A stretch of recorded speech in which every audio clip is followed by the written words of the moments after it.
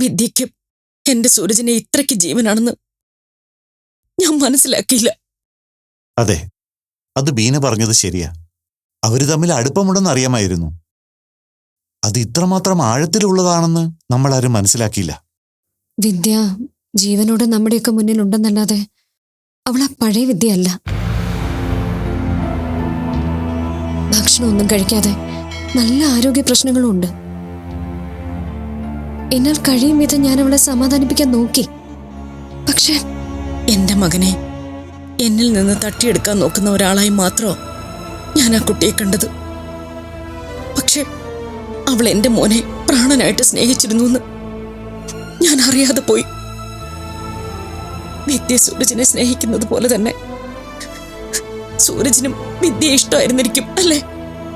എന്നിട്ടും അവൻ ആ സ്നേഹത്തിന് വേണ്ടി എന്നോട് ഒരു വഴക്കം കൂടിയില്ല. ഞാനിവിടുന്ന് പോവാൻ പറഞ്ഞപ്പോ വിഷമത്തോടെയാണെങ്കിലും അവനത് സമ്മതിച്ച് ഈ നാട് വിട്ട് ദൂരേക്ക് പോയില്ലേ? സംഭവിക്കാനുള്ളതൊക്കെ സംഭവിച്ചു. ഇനി അത്തരം തെറ്റുകൾ പറ്റാതിരിക്കാൻ നമ്മൾ ശ്രദ്ധിക്കുകയാണ് വേണ്ടത്. അതെ, എനിക്ക് ബീനാമ്മയോട് പറയാനുള്ളത് ഒരു കാര്യം മാത്രം.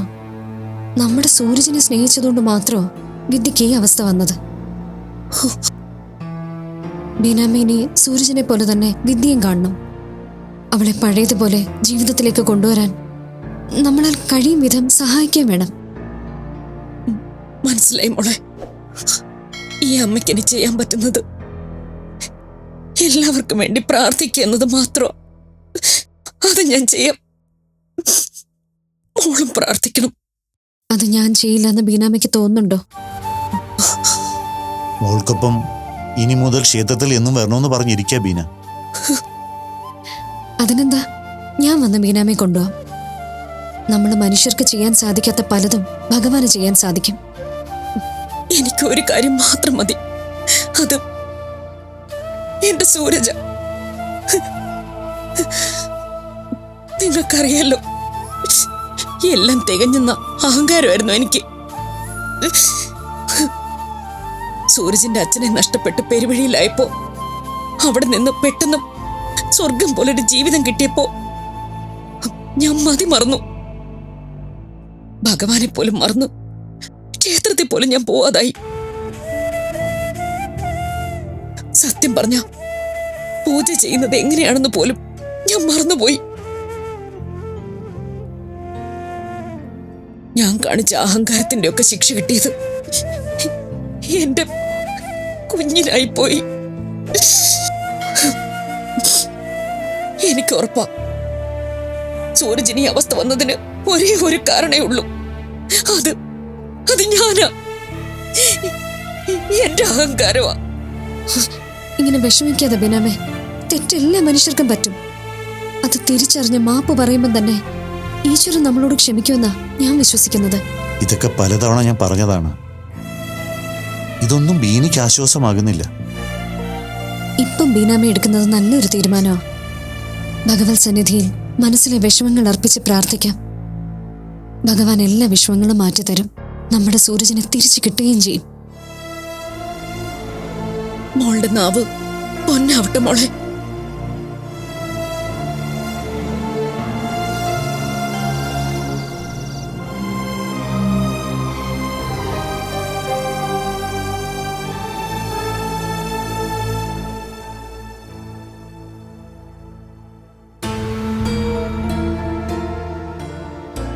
മോളെന്താ ആലോചിച്ചിരിക്കുന്നത്? ഇപ്പൊ ആലോചിക്കാനൊന്നും മാത്രമല്ലേ ഉള്ളൂ ആന്റി. സൂരജിനെ കുറിച്ച് ആലോചിച്ചതാ. സൂരജ് എവിടെയാണെന്ന് അറിയാത്തതിന്റെ വിഷമം നല്ലപോലെ മോളുടെ മുഖത്തുണ്ട്. എവിടെയാ എന്താന്ന് പോലും അറിയില്ല. ഇനി ആപത്തെന്തെങ്കിലും സംഭവിച്ചോന്ന് പോലും അറിയില്ല. മോള് വിഷമിക്കാതെ. ഇതൊരു പരീക്ഷണമായിട്ട് കാണണം. എന്നിട്ട് പ്രാർത്ഥനയോടെ കാത്തിരിക്കണം. എങ്ങനെ സമാധാനിക്കാനാണ് ആന്റി? എനിക്ക് ആകെയുള്ളൊരു സഹോദരനാ സൂരജ്. കുട്ടിക്കാലത്ത് സൂരജിന് എന്നോട് വലിയ അടുപ്പമൊന്നും ഇല്ലായിരുന്നു.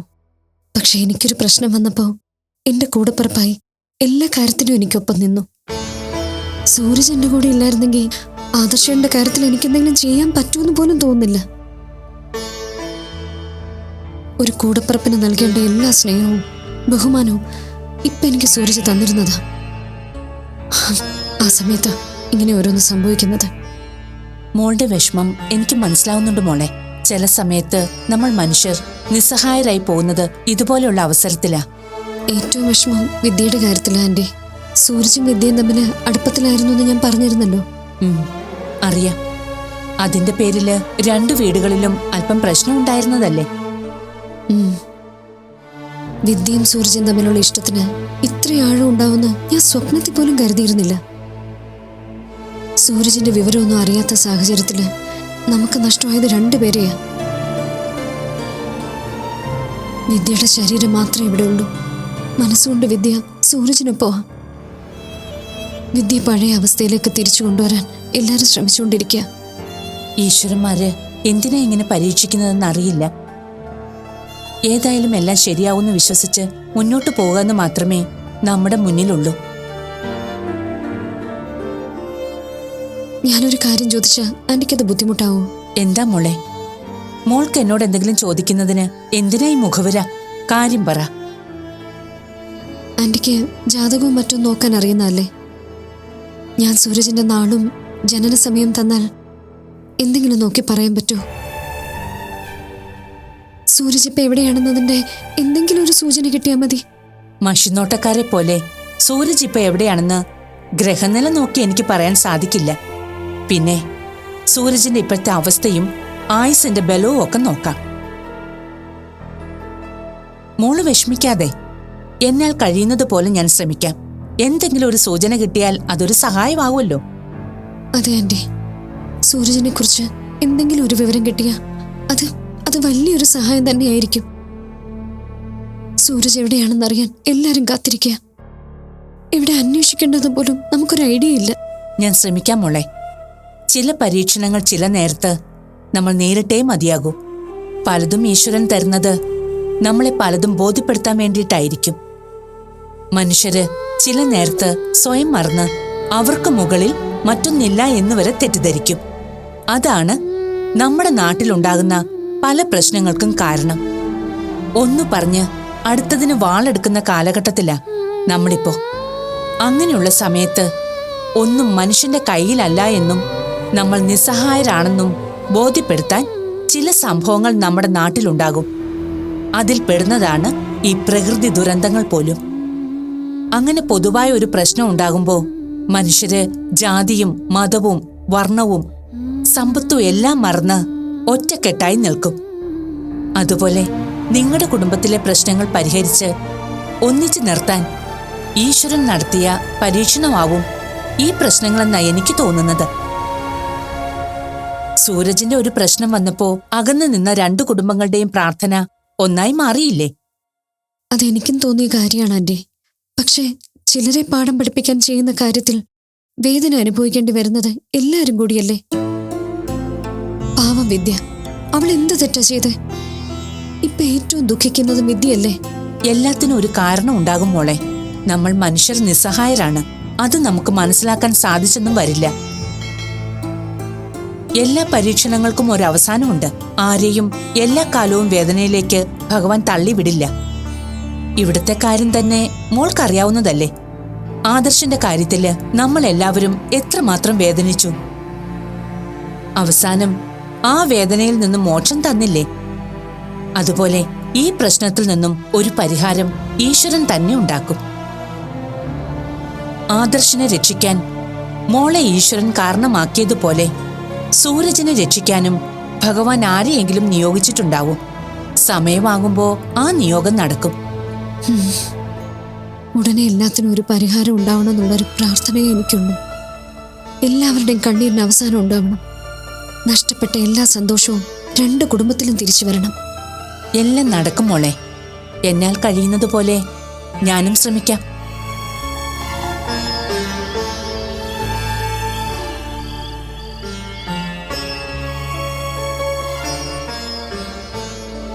മനുചേട്ടാ, ദാ ചൂടുവെള്ളം.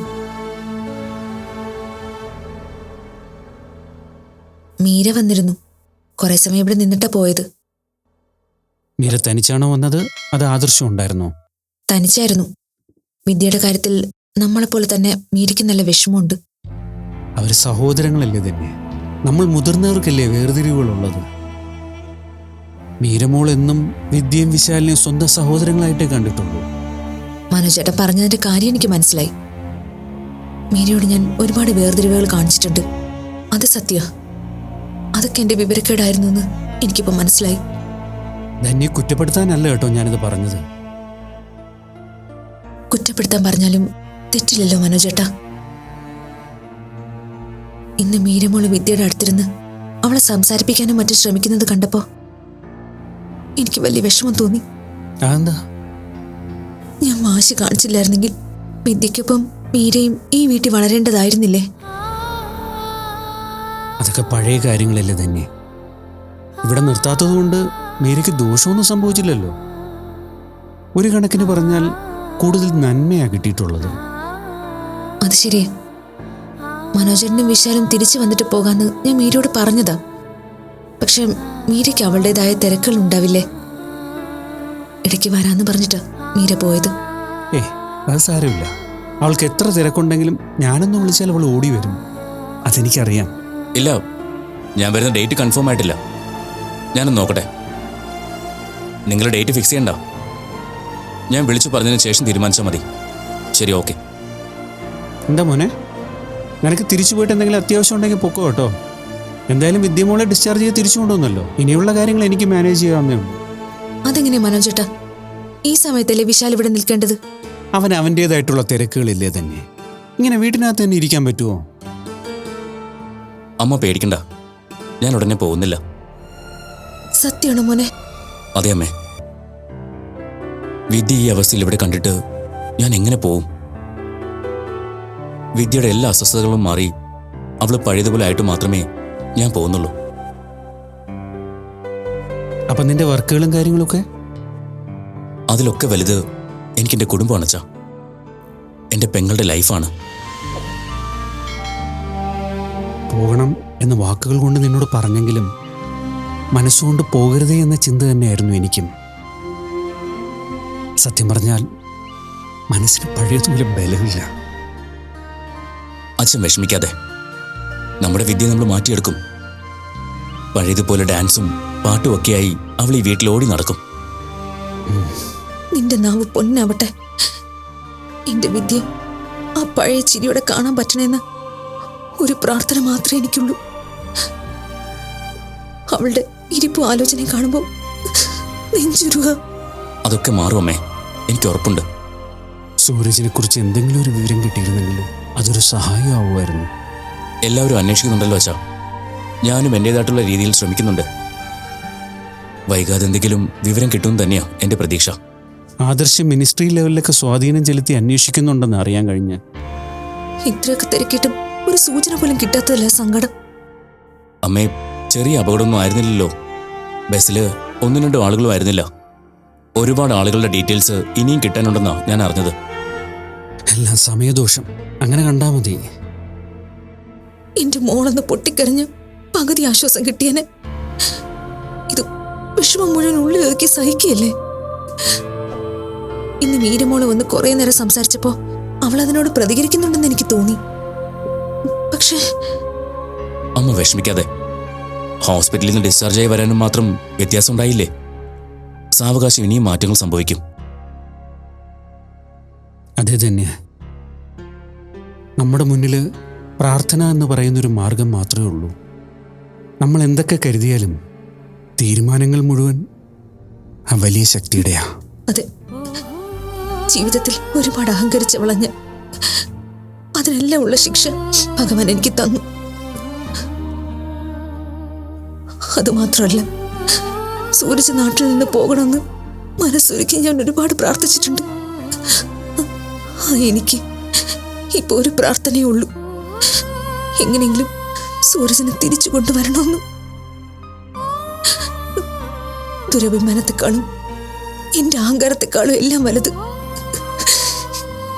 എനിക്കെന്റെ മോളുടെ ഭാവിയെ. അതൊക്കെ നടക്കുമേ. നമ്മൾ ഒരുമിച്ച് വിദ്യയെ പഴയ ജീവിതത്തിലേക്ക് കൊണ്ടുവരും. അതുവരെ എൻ്റെ യാത്രകളോ ജോലിയോ ഒന്നും ഞാൻ ശ്രദ്ധിക്കുന്നില്ല. നന്നായി മോനെ. ഏറ്റവും വലുത് കുടുംബം തന്നെ. അതിനപ്പുറം ഒന്നുമില്ല.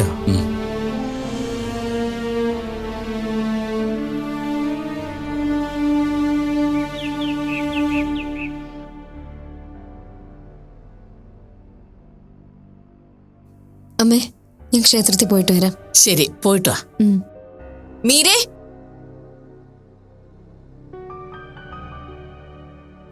എന്താ ചേച്ചി? മീര ക്ഷേത്രത്തിലേക്കായിരിക്കുമല്ലേ? ആ, എനിക്ക് മീരയുടെ ഒരു ഹെൽപ്പ് വേണമായിരുന്നു. ഹെൽപ്പോ? ഇപ്പൊ വേണ്ട, മീരയുടെ സൗകര്യം പോലെ മതി. കമ്പനി കാര്യങ്ങളില് ചില സംശയങ്ങളുണ്ട്, അതൊന്ന് സംസാരിക്കണം. അതൊക്കെ പിന്നീട് സംസാരിക്കാം. നട അടയ്ക്കുന്നതിന് മുമ്പ് മീര പോയിട്ട് വരട്ടെ. പോയിട്ട് വന്നിട്ടൊക്കെ മതി, ഞാൻ പറഞ്ഞതേ ഉള്ളൂ. ഞാൻ പോയിട്ട് വരാം. വന്നിട്ട് എനിക്ക് അറിയാവുന്നതാണെങ്കിൽ എന്തായാലും പറഞ്ഞുതരാം. അത് മതി.